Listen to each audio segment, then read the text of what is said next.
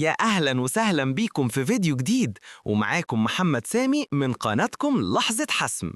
النهاردة هنتكلم عن موضوع ممكن كتير مننا بيأجله أو بيخاف منه، لكنه أساسي لبناء حياة قوية ومحققة: التخطيط للمستقبل البعيد. إزاي تحط أهداف ل5 و10 سنين وتوصل لها؟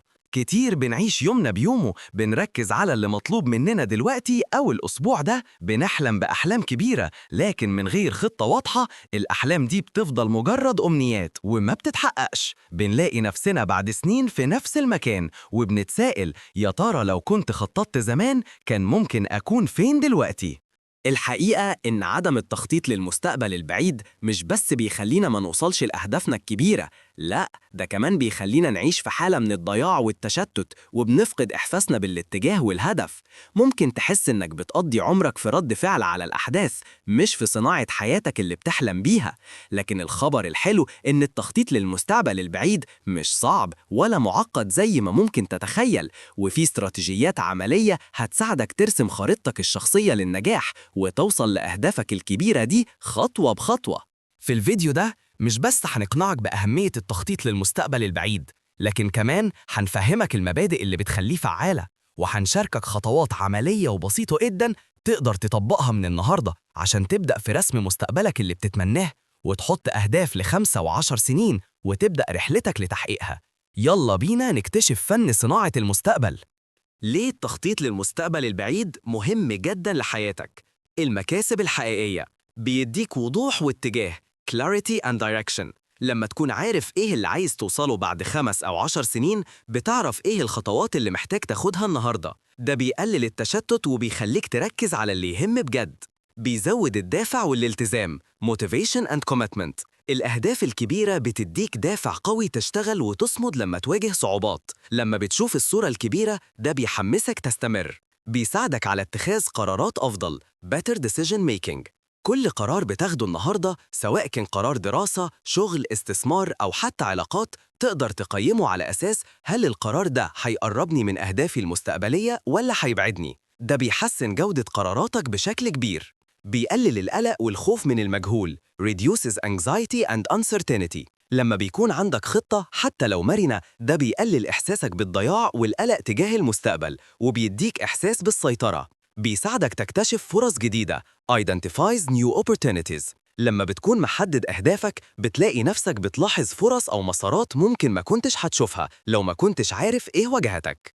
إزاي تخطط لمستقبلك البعيد؟ خطوات عملية ومنهجية. الخطوة الأولى: تخيل مستقبلك المثالي Vision Casting. قبل ما تحط أهداف، غمض عينك وتخيل حياتك عاملة إزاي بعد 5 أو 10 سنين. إيه اللي بتعمله؟ إيه اللي حققته؟ إيه نوع العلاقات اللي عندك؟ إزاي بتحس؟ اكتب كل التفاصيل دي. خليك طموح جدا وما تحكمش على أفكارك في المرحلة دي. مجالات التفكير: الشغل، المهنة، المال والاستثمار، العلاقات والعيلة، الصحة والجسد، التعلم والتطور الشخصي، المساهمة، الأثر. الخطوة التانية: حدد أهدافك الرئيسية SMART Goals. من الصورة اللي تخيلتها في الخطوة الأولى، ابدأ حدد 3 ل5 أهداف رئيسية لكل فترة 5 سنين و10 سنين. الأهداف دي لازم تكون SMART. S Specific، محددة وواضحة، مش مجرد أكون غني لكن أمتلك دخل سلبي 10,000 جنيه شهرياً. M Measurable، قابلة للقياس عشان تعرف وصلت ولا لأ. A Achievable، قابلة للتحدي بس فيها تحدي. R Relevant، ليها علاقة بأهدافك وقيمك الكبيرة. T Time Bound، ليها وقت محدد للانتهاء. الخطوة الثالثة: ارجع للخلف Reverse Engineering. بعد ما حددت أهداف ال5 و10 سنين، ابدأ ارجع بالزمن للورا. مثال: لو هدفك بعد 5 سنين تخلص ماجستير، يبقى بعد 3 سنين لازم تكون بدأت الدراسة، وبعد سنة لازم تكون قدمت الأوراق وعملت البحث الأولي. كأنك بتبني سلم من فوق لتحت. قسم الأهداف الكبيرة لأهداف سنوية، وبعدين ربع سنوية، وبعدين شهرية، لحد ما توصل لمهام أسبوعية ويومية. الخطوة الرابعة: حط خطة عمل مفصلة Action Plan. لكل هدف فرعي، سنوي، ربع سنوي، حط خطة عمل واضحة. إيه الخطوات المحددة اللي هتاخدها؟ إيه الموارد اللي محتاجها؟ مين ممكن يساعدك؟ إيه المهارات اللي محتاج تتعلمها؟ ركز على 20% من المجهود اللي هيجيب لك 80% من النتيجة، قاعدة باريتو. الخطوة الخامسة، مراجعة وتعديل مستمر. التخطيط للمستقبل البعيد مش حفر في حجر. الحياة بتتغير والظروف بتختلف. راجع أهدافك وخططك كل فترة، كل 3 شهور أو 6 شهور، وعدلها حسب المستجدات. المرونة هي مفتاح الاستمرارية. نصيحة: احتفل بالانتصارات الصغيرة عشان تحافظ على الدافع. الخلاصة: أنت مهندس مستقبلك. التخطيط للمستقبل البعيد هو استثمار في نفسك وفي حياتك. لما تكون عارف رايح فين، هتتحرك بثقة ووعي، وهتحقق أحلامك اللي ممكن دلوقتي تبان مستحيلة. ابدأ اليوم بتخيل مستقبلك.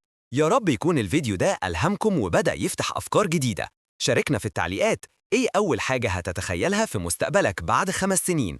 وما تنسوش تعملوا لايك للفيديو وتشتركوا في القناة عشان توصلكم كل الفيديوهات الجديدة. أشوفكم على خير.